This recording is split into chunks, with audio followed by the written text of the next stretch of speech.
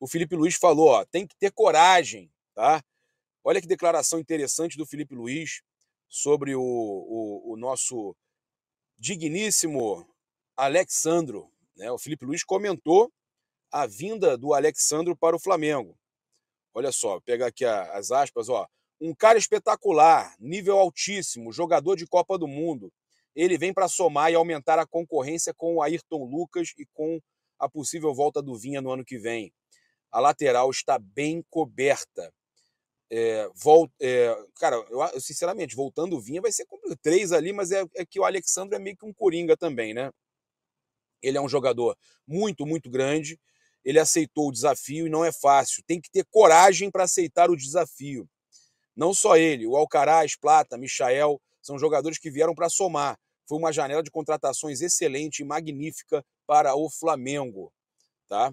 Felipe Luiz elogiando a janela do Flamengo. O Gabigol vai reencontrar o Bahia e ele tem excelentes números, né? Isso é importante da gente falar também. O Gabigol sempre se saiu muito bem aí contra o Bahia. Tá recuperado aí, deve ser relacionado para o jogo. Independente se conseguirá ou não a renovação de contrato, tem a oportunidade de ganhar alguns minutos aí e de mostrar o seu valor. Ele tem um adversário contra o qual costuma ser muito bem efetivo. Em seu primeiro jogo pelo clube diante do Bahia, deu um show, comandou a virada por 3-1, com assistência para o Reinier, inclusive, assistências para o Reinier, Bruno Henrique e 1 gol aos 42 da etapa final. Depois do Gabigol balançar a rede e fechar o placar no Maracanã, a torcida do Flamengo gritou: é campeão pela primeira vez na campanha do heptacampeonato em 2019. Faltavam ainda 6 rodadas para o fim da competição, mas acabou que já ficou aquela sensação de campeão já naquele momento. Já se sabia que era campeão, já tinha acontecido a rodada anterior, e aí o Flamengo foi campeão antecipado. Então já aquela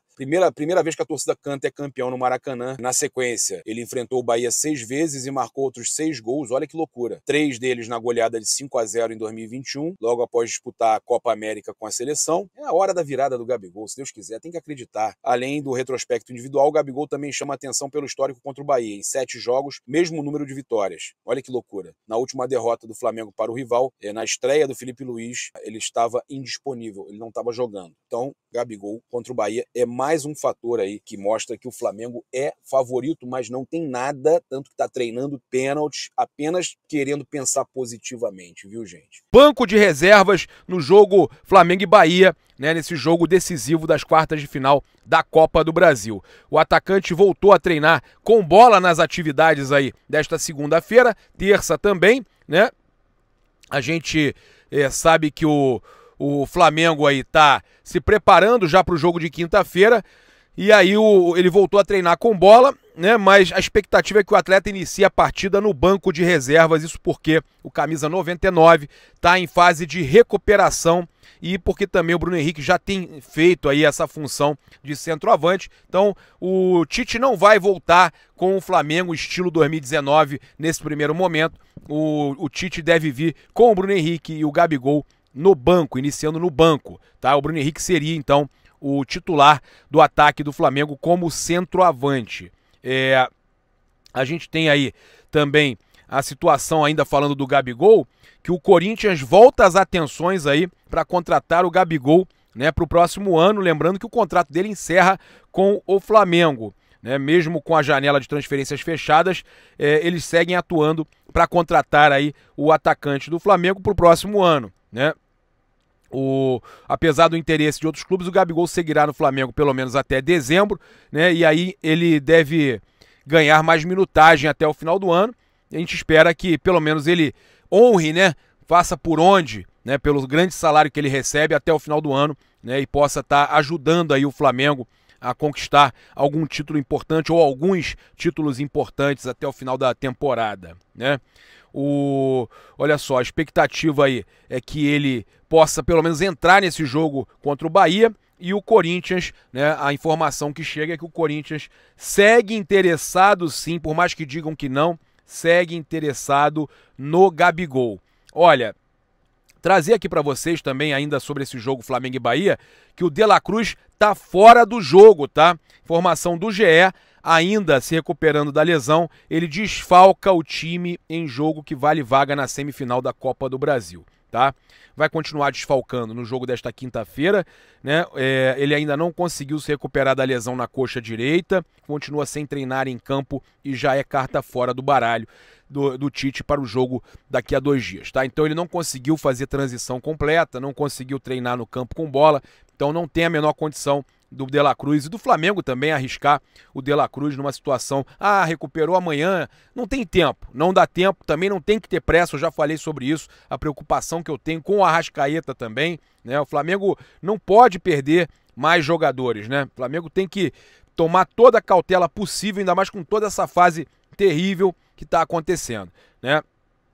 Na quarta aí, Varela, Pulgar, Gerson e Fabrício Bruno retornam da data FIFA e já vão aí estar reforçando o Flamengo, mas o De La Cruz então fica de fora. A gente teve uma pergunta aí interessante, né, com relação a quando é que o Diego Ribas vai trabalhar no Flamengo, né?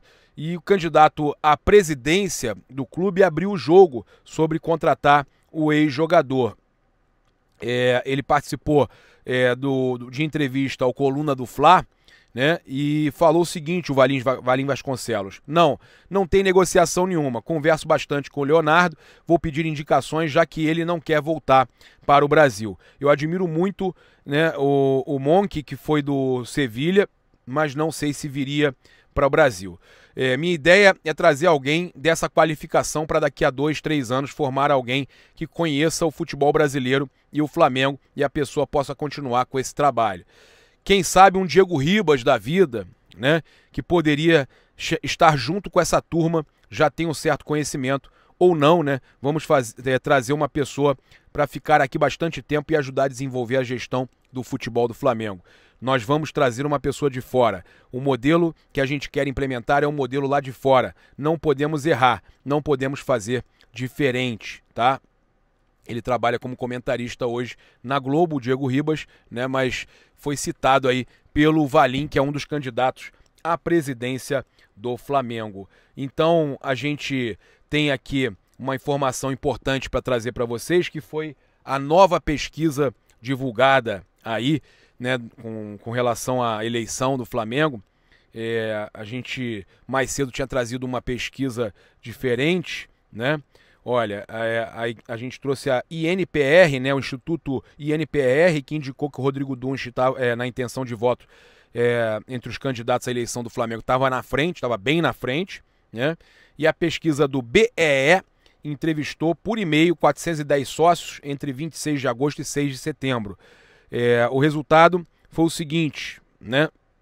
A margem é de 3,9 pontos percentuais para mais ou para menos. Luiz Eduardo Baptista, o BAP, com 46,5% dos votos, das intenções de voto. Segundo lugar, o Rodrigo Dunst, com 15,3%. Maurício Gomes de Matos, com 15%. E o Valim Vasconcelos, com 13,7%. Tá? O BAP estaria muito na frente. Já a pesquisa sobre rejeição indicou que o Rodrigo Dunst, como candidato em que os sócios afirmaram que não votariam de jeito nenhum, né? Essa seria a maior rejeição. O Dunst tem 57,6%. O Maurício Gomes de Matos, 21%. Luiz Eduardo Baptista, 16,8%. E o Valim Vasconcelos, 13,7%. Tá? Então, o Rodrigo Dunst teria a maior rejeição segundo o BEE. Vale a gente deixar registrado que a gente tem que fazer a nossa pesquisa. Eu quero fazer lá no Flamengo com meus repórteres.